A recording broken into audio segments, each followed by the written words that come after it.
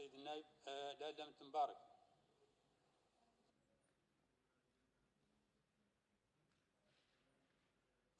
بسم الله الرحمن الرحيم والصلاة والسلام على نبيه الكريم.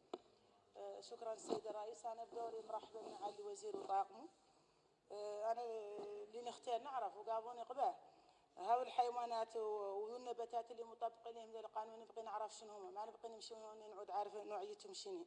كان نقدر نعاونوكم في التحسيس عليها.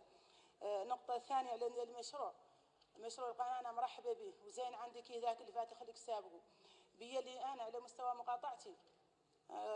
كنا ضحية. عندنا بحيرتين الناس كاملة تعرفهم، هي بحيرة تلاب وبحيرة ماء.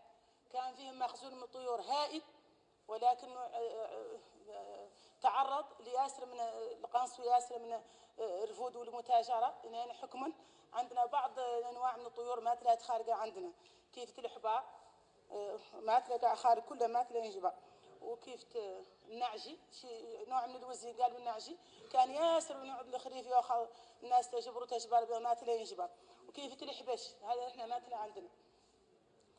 وحتى نهم اللي بعض من الحيوانات كيف النارب عادوا قليلين بهم اللي دائما الى ورق حتى الان الناس اللي ما زالت متباركه معهم تخبطهم.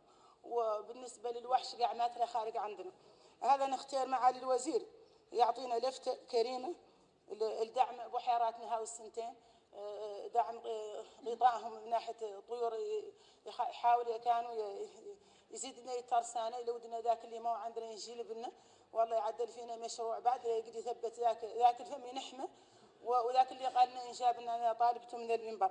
الثانيه ما ذيك طالبه من معالي الوزير، نحن عندنا بحيره مال فيها قاعد حوت غير بحيره تلاق ما فيها، وهي تمضي ياسر حكما ما تلي يمشي عنها، خاصة زيارة الرئيس الأخيرة قال لا يجيب لنا مال بحر شورها. ونختار المشروع ينقال لك في سكلتير نحن فاصلين فيه تعدلوهن فيك البحيرة.